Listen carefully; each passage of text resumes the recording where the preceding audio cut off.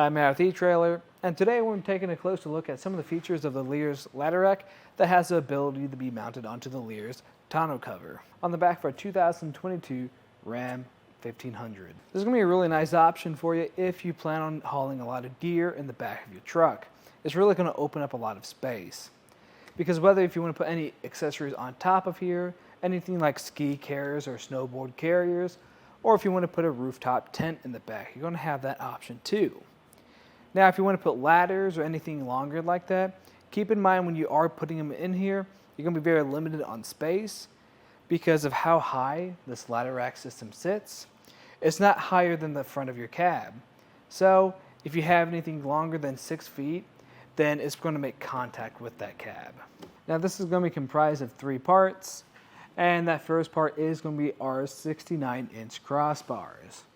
Now, it's going to have a T-channel on top, and that's going to be for your T-channel accessories. I'd recommend using that since a lot of clamp-on accessories won't fit on here, because this is a pretty wide bar, but as you can see today, we do have a clamp-on accessory that does still accommodate it. Well, it's going to have 2 more channels on the bottom, and that's going to be how these towers install.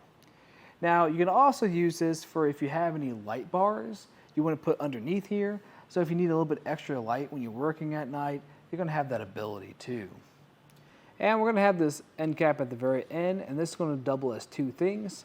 That's going to double as not only a load stopper for if you have anything sliding around on top, but it's also going to have this built-in anchor point.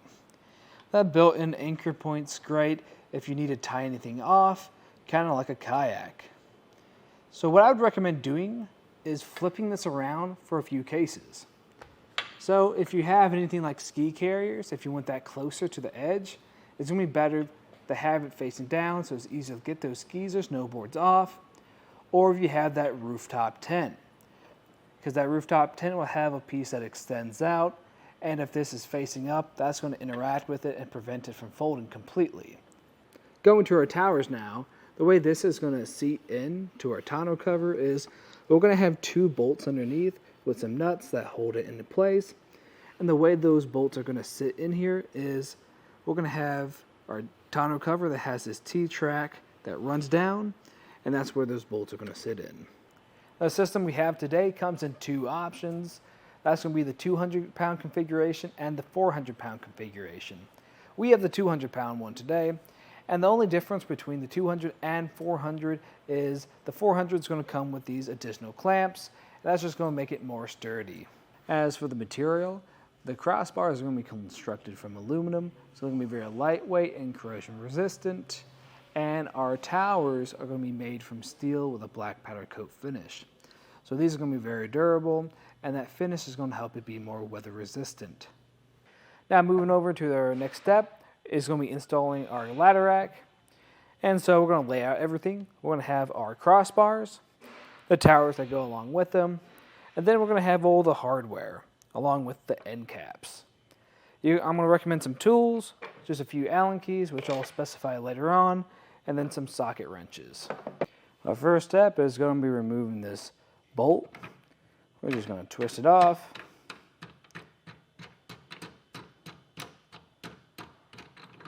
And once it's removed, we're going to start taking this end cap apart. And to do that, you'll notice we have 3 tabs on it. So what you have to do is apply pressure to each one of those tabs so the centerpiece pops out. And with it popped out, you'll notice it's extended some. And what I like to do at this point is apply pressure with this bolt so it pops right off. Then you can take the bolt out and put these 2 pieces aside. Now I'm going to grab that same bolt with this cylinder nut, put that cylinder nut behind like it was before, and bolt this nut on. And once this is hand tight, you're going to grab a 7/16 socket and tighten it down some more. Then at this point, you're stopped with that, and then torque it down the rest of the way as to what the manual recommends. And after you repeated that same process on the other 3 clamps, we're going to grab our carriage bolts. There's going to be 2 per side. And we're going to roughly place them on our T-track. And What I also recommend is grabbing that adhesive strip and lining it up with those bolts with the paper side up. And when this is in place, you can repeat that same process on the other side. Now when we're installing the towers, we want to make sure our vertical side on the front crossbars are closest to our cab. And it's going to be the opposite direction for the ones on the rear side. Now we're going to grab our towers and line them up with those two carriage bolts with the holes on the bottom of it and place it on. And with it on, we're going to grab one of our washers, put it on the bolt. You do the same thing on the other side too. And then we're going to grab our nuts and thread them on. Just hand tight to start off with. Then we'll take our 1/2-inch socket and tighten the rest of the way. And what I recommend too, when you do have that socket wrench, I'd recommend grabbing a smaller one because this is going to be a tight fit in here. Now I want to take our crossbar and fit it through this hole we have on the side of the tower and slide it through until it reaches the other side.